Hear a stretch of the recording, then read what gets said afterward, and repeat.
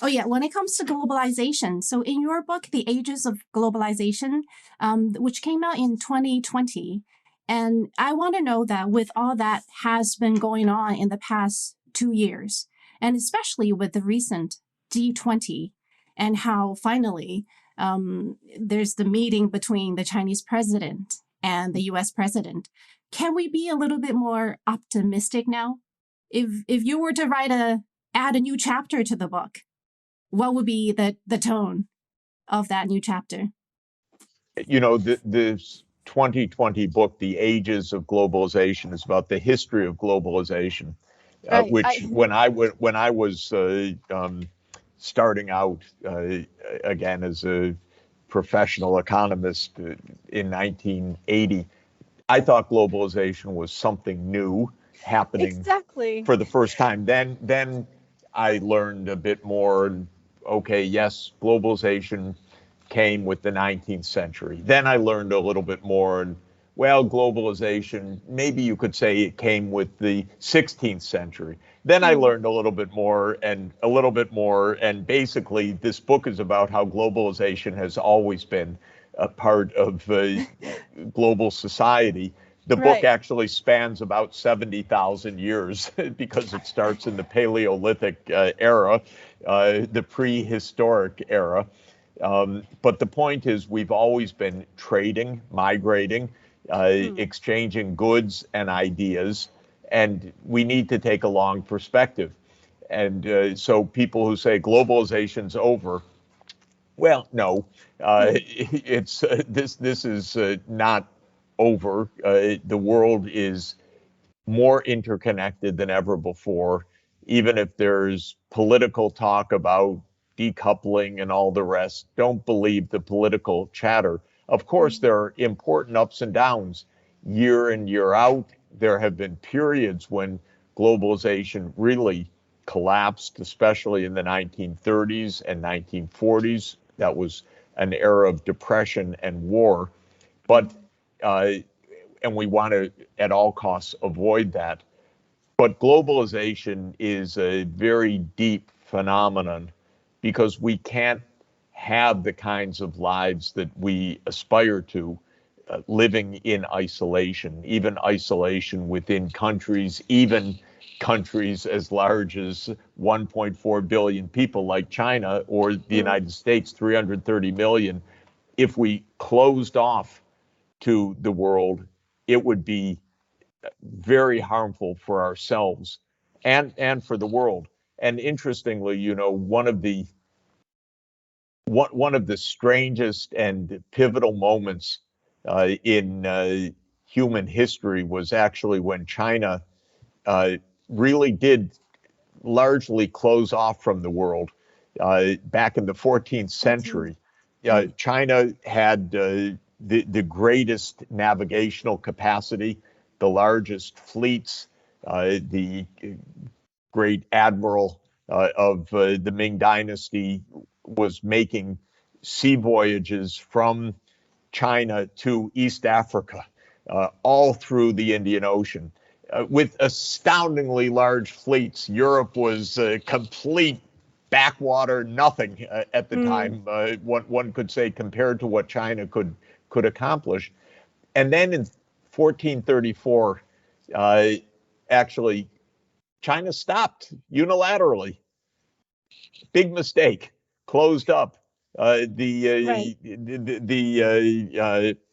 emperor's court, maybe the mandarins said, our problems are on our northern border, not we don't need this fleet and so forth. And China did have the view, where the Middle Kingdom, or at least the Chinese emperor had the view, what more could others bring? And at the end of the 18th century, when a British mission came to China to say, why don't you open up and trade in 1795? The court under the Qing dynasty at that time said, we don't need anything from the rest of the world, and so on. So the attitude was, we've got what we need, and don't bother us. And of course, starting in 1839, China was quite bothered because Britain came back with a military fleet and launched the so-called First Opium Wars. And it Mm. was a disastrous era for China. But the point is, closing up really closed up China to technological advances. When China closed, it was way in the lead. But when Right. China reopened, it was far behind. And that was because for hundreds of years, there really wasn't the kind of interchange that would have been to China's advantage. And so countries should not close to other societies, to other ideas, and so on.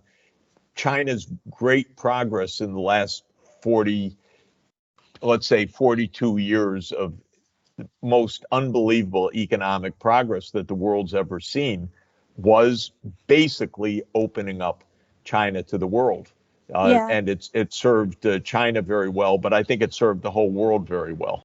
I think China has learned its lesson when it comes to the price you pay for closing up. But whenever I think back to that part of history, I think, about the Ming fleets when going all the way, across the ocean.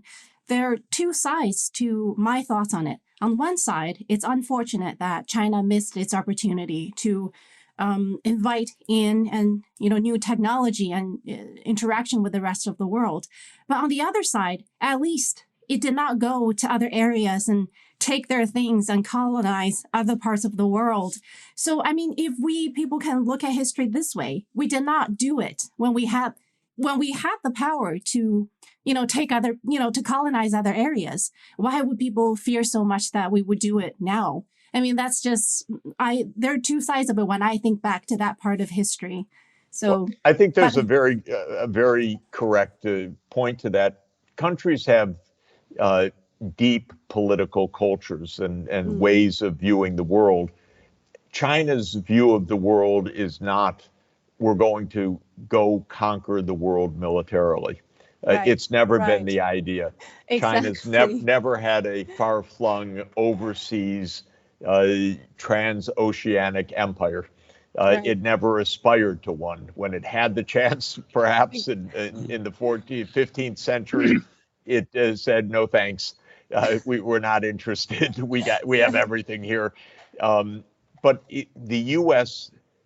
political culture has been a culture of expansionism, uh, Mm, but really we learned it from the British because uh, I think of England as basically starting out sometime around 1400 and fighting pretty much nonstop for uh, almost 600 years and mm, creating this global empire.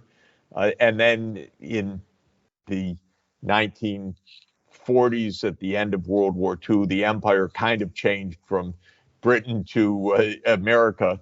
Um, and there is this political culture of global hegemony or global dominance and so forth, which is not China's idea.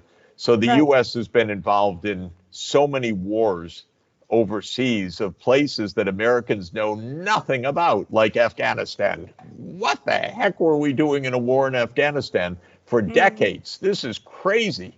Americans couldn't even place Afghanistan on a map, much less, name two cities in Afghanistan. And yet we're at war for decades in Afghanistan. And so that's the kind of overreach. And that's what I say when Americans say, well, China's very dangerous and, militaristic and so forth. Well, how many wars has China been in since 1980? Zero, actually. mm, None. There was a brief war with Vietnam in the 1970s that was kind of a spillover of actually the U.S. wars in Indochina, which was a spillover of the French wars in Indochina even earlier. But from 1980 onward, none. The United States, nonstop wars all over the place, by the way.